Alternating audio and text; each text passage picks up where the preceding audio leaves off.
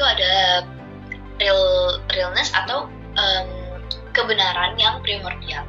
Jadi kalau misalkan yang primordial ini dia simple dan natural. Seperti yang kita sudah ketahui, natural itu kan maksudnya alami, sudah ada. Nah, maka dari itu ketika kita memahami kebenaran sebagai sesuatu yang primordial atau natural, ya kebenaran itu sudah ada di dalam diri kita. Kebenaran itu sudah ada di dalam present moment ini. Kebenaran dalam our natural state saat diturunkan ke ranah kebenaran yang baru, supaya tidak terjadi distorsi, harus mempertimbangkan 5 prinsip dasar. Untuk memahami kebenaran dalam natural state, kita harus memahami 5 konsep ini. 5 konsep ini adalah cinta, keadilan, pengabdian, kesabaran, dan pengetahuan.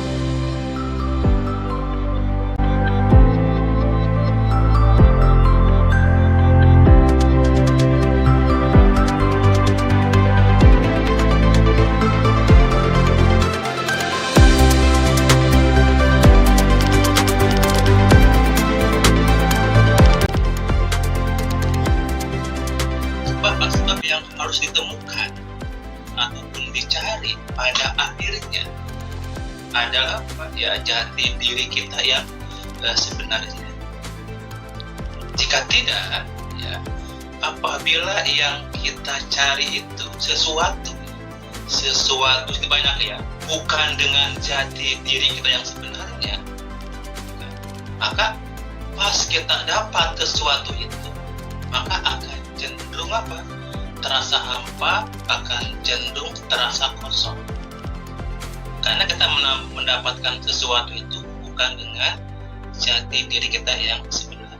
Kan sudah disebutkan bahwa kehidupan ini adalah soul journey, itu kan, perjalanan jiwa. Yang namanya perjalanan pasti ada titik tolak, ada destination. Oke. Nah, sekarang apakah kita sudah berjalan? Apakah kita belum berjalan? Apa kita masih siap-siap untuk berjalan? Kalau titik tolak kita berangkatnya adalah dengan jati diri kita yang bukan sebenarnya atau dengan fake self, maka pas sudah sampai destination pasti hasilnya ilusi gitu. Kalau titik tolaknya fake self, maka destinasinya ya kosong, hampa. Sebaliknya, kalau titik tolaknya adalah the real self, ya, maka kalau sudah sampai destination, maka hasilnya pun akan real. Makanya perjalanan jiwa itu ada yang sifatnya vertikal, ada yang sifatnya horizontal.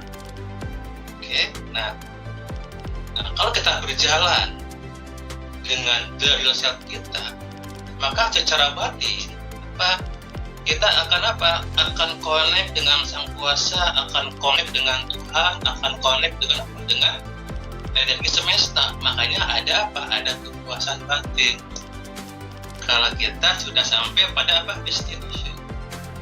Sebaliknya, kalau kita berjalan bukan dengan jati diri kita, maka kita ketika sudah sampai pada akhir dan destinasi, hasilnya hampa, kosong. Assalamualaikum warahmatullahi wabarakatuh. Selamat pagi teman-teman semuanya. Hari ini kita belajar tentang the real dan the truth sebagai prolog dari Best Use of the Mind dan Are You Ready for the Truth. Jadi pertama-tama kita sudah yang lalu-lalu kita sudah belajar bahwa orang yang sudah mencapai kesadaran yang paling tinggi, dia sudah menjadi the truth itself, dia sudah menjadi the realness itself. Nah, bagaimana dia menjadi the truth itself adalah dengan melalui atau mengalami sebuah intimate experience dengan the truth.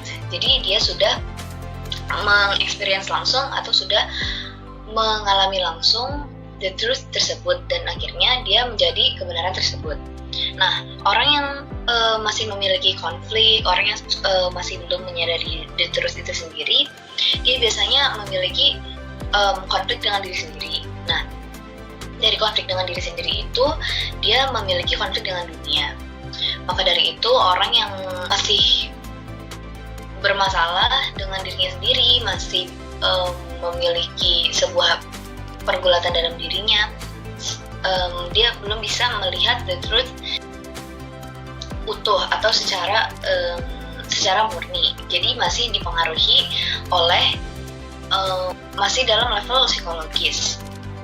Nah, kita mengetahui 4 elemen, yaitu self, person, ego, form. Pertama-tama kita harus mengetahui dulu apa itu person.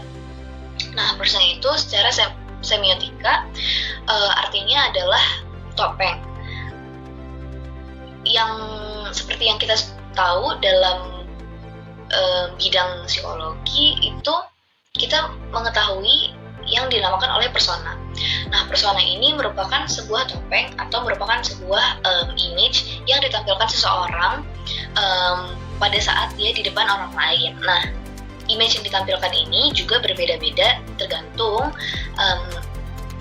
pada orang seperti apa yang mereka hadapi.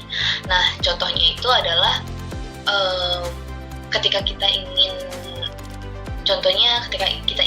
impress orang, ketika kita ingin memberi kesan pada orang, kita mengubah persona kita menjadi persona yang misalnya atraktif. Sedangkan ketika kita bertemu dengan orang yang kita mungkin tidak sukai, atau kita ingin menunjukkan bahwa kita berkuasa, kita akan menunjukkan persona yang tangguh dan kuat, seperti itu.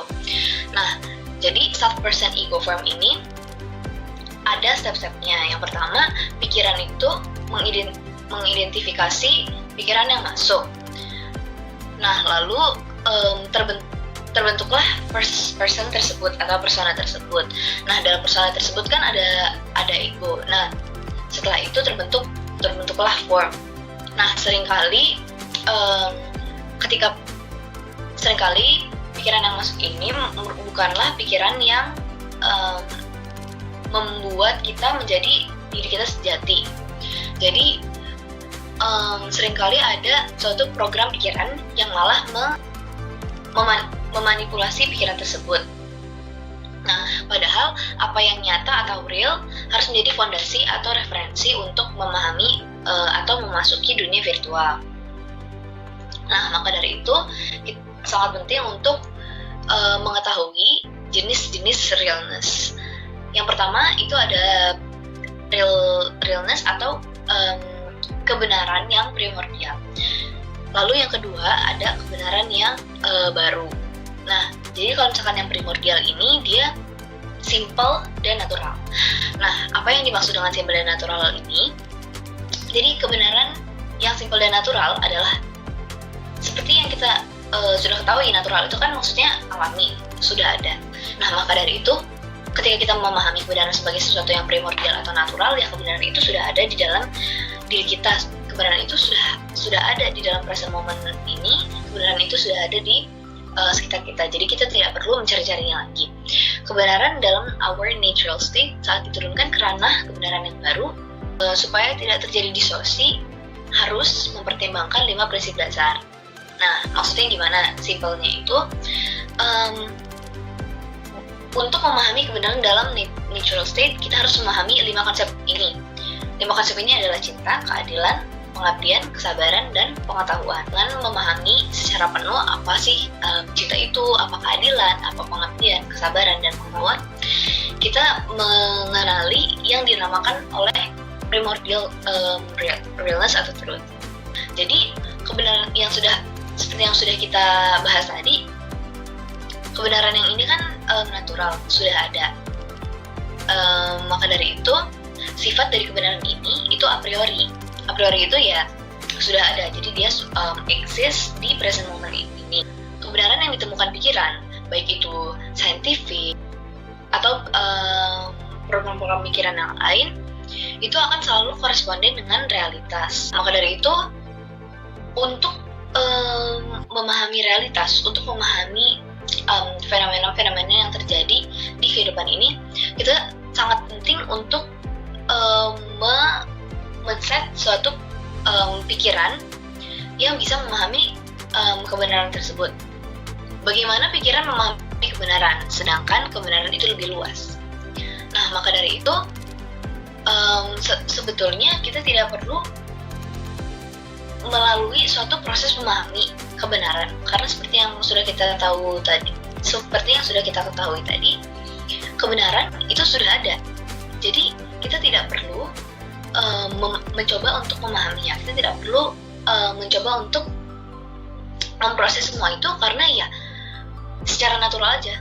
Ketika kita mengosongkan ego kita, ketika kita mengosongkan pikiran kita, ketika kita clear our mind, semuanya itu akan menjadi make sense. Jadi kebenaran itu bukan sesuatu yang harus diproses dalam pikiran kita, tetapi ya diterima saja keadaannya. Lalu kita akan berbicara tentang orang baik dan orang